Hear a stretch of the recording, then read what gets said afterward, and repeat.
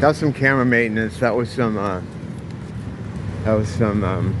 do you call it? Yeah, that. The powers and principalities. Powers and principalities. Powers and principles. What exactly are they? These things that we fight against that are not flesh and blood.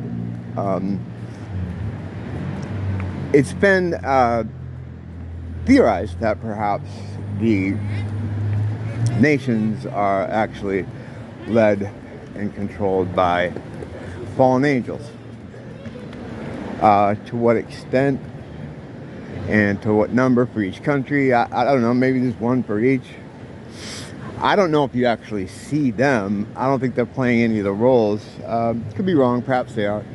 But the other day I did a video about how all nations are one. They're all one thing, because they are. And all this disagreement is just complete kayfabe. However, could they be in competition with each other? Because out of all their 12 families, or I think it's 13 families. I don't know. I don't really follow that kind of shit. I know there's like 12 or 13 families that control the world. I say 12 or 13 because I get conflicting information on that, but whatever on that. Now the fallen angels may exist outside those families. Maybe they are the ones that are those families. But regardless, is there some kind of competition between them? There are three major cults that operate in the world. The one that we deal with here in the Western world is the Moloch worshippers. I'll get into all the other cults at another time, mainly because I can't remember the names. But the one we have to deal with here, North America, is, unfortunately, I think we got the worst one as far as it's the one with sacrifice and hold on, I'm at a stoplight, so just waiting. I can't be yelling about like that kind of stuff. Okay, there was a nice family behind me with kids and grandparents, and I'm about to go into talking about Moloch and child sacrifice. You get it's always that way though, man. Anytime I'm about to go into something heavy, I got all these people around me. Sometimes I just go, what are you gonna do? You have to do it. So yeah, fallen angels running the nations, 12 or 13 families, 3 separate cults. The cult here in America that we deal with, and I think other parts of the West, is the Moloch worshippers, the guys that do all the sacrifice stuff, because that's kind of how their magic works. With a lot of black magic too, it's the same way. Blood magic and sacrifice magic, it's a big part of it. But again, the same thing applies where most of it is protective, because again, you're not controlling anything like a puppet. You're just kind of trying to position the tornado in the direction you want it to go in. That's just because they are very much forces of nature. They're forces beyond nature. I don't even know what you would qualify them as, but it's pretty much just pointing something in a direction, letting it go, and hoping it doesn't come after you. To that end, you protect yourself.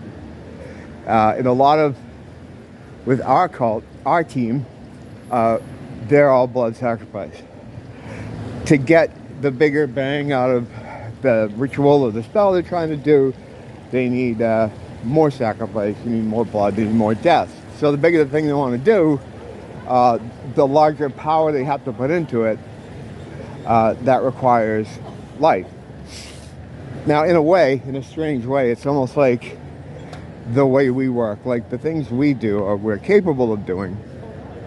If we were to really understand and believe, and not just believe that it's true, unfortunately you have to believe that it was always true in your case, which is the harder part of belief.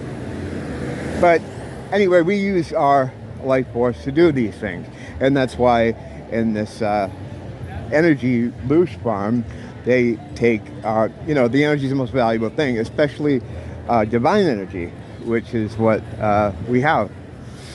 So in absence of divine energy to create some kind of power for something to happen, you know, in our case, it would be the imagination, where you kind of think of something, and I was talking about it in that, well, you don't watch all these, do you? But in place of that, you need to have like a life force, and that's why they have all the sacrifice and stuff. Oh yeah, I was about to say, like, what we do is to do what they're trying to do to gain. Well, we wouldn't summon demons. That's retarded. You summon demons because you don't have power. You know, if you don't have divine energy, you don't have something to create something that bears down here in the 3D realm. So that's why you need to do that. But with that, I mean, it's just a way lower tier power, I guess, if you want to call it power, because I don't consider what we do really as magic, because to us it's natural. We are these energy beings that can create these things and make these things happen by using our thoughts, imagination, create it in the ether, and then the more we can imagine, the more we can the more we can imagine that thing, the more the more what am I talking about? The more I know what I'm talking about, I just can't get the word. The more we imagine things, the more we have a better idea of like how an apple looks. You know, that's always a big one that people talk about.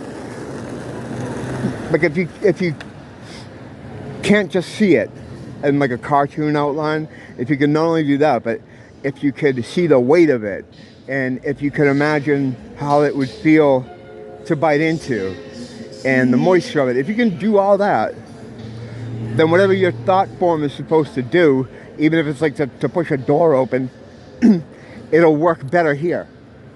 It'll translate better here on 3D from the ether. That's pretty much the best way I can describe it. You know, within the scope of my understanding. They can't do that, but they want to do a bunch of stuff. So you gotta call up the demons, you know. I was having trouble getting that out because sometimes when I walk in crowds of people,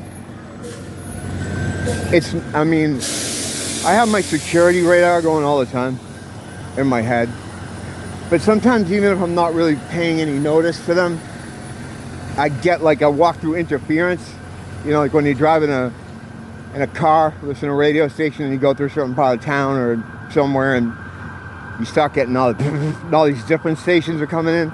That kind of happens to me, and that's why I can't take the bus.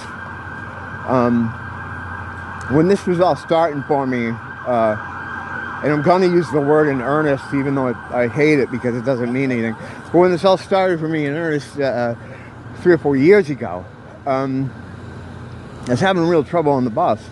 And the bus here, public transportation is awesome here. A little slow because they do make a lot of stops. But it's great because you can go anywhere you want. You don't have to, having a car here, you know, unless you get the money to have a car here, or you work, you know, far enough. I mean, I get it, but if you're living here in the city, you don't really need to drive anywhere. There's an endless parade of buses just all day long. They just roll up and they go to all parts of the general area anyway, and out north. I mean, they go everywhere. But if you need to go, you know, downtown or something, or even from like where my house is right at the beach, but I think you know how public transportation works. I don't know why I'm breaking this down like this.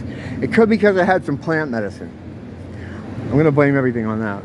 But yeah, I'd be getting on the bus and I just couldn't deal. Like, we'd be, you know, halfway through the ride and I'd just start like kind of flipping out and have to get out at the stop. And like I kind of knew what was going on because I would feel it, but I didn't know what it was. You know, I just thought I was having anxiety, but you know, it wasn't anxiety.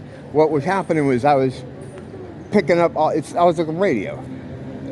I think when you start to understand frequency, automatically there's a part of you that goes, all right, and then it turns it on. Sometimes you can use something or use a skill or use an idea just by knowing it happens. Like the power you get from understanding the answer to the magic trick, like I say all the time, like seeing the rabbit being handed to the magician through his cape behind him by his assistant. When he whips that out of the hat, it's like it has no power on you because you know where it comes from.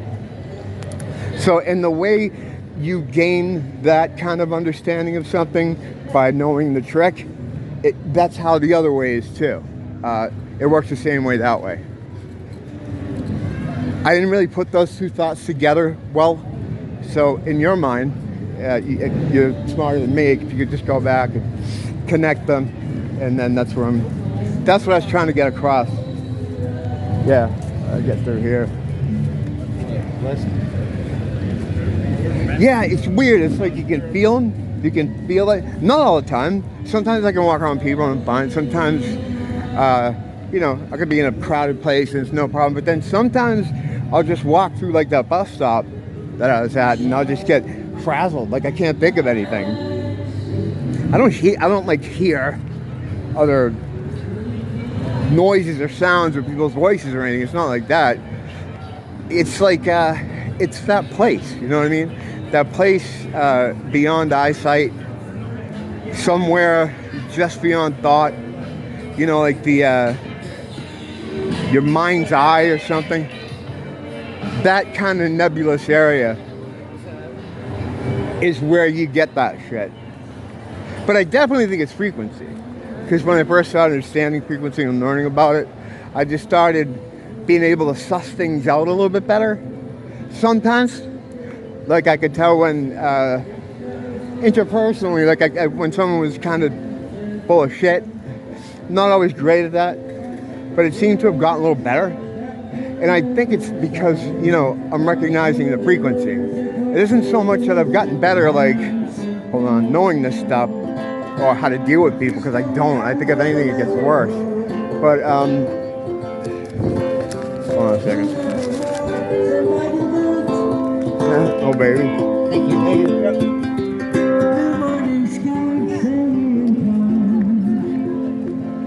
This is where I give the little speech about you should always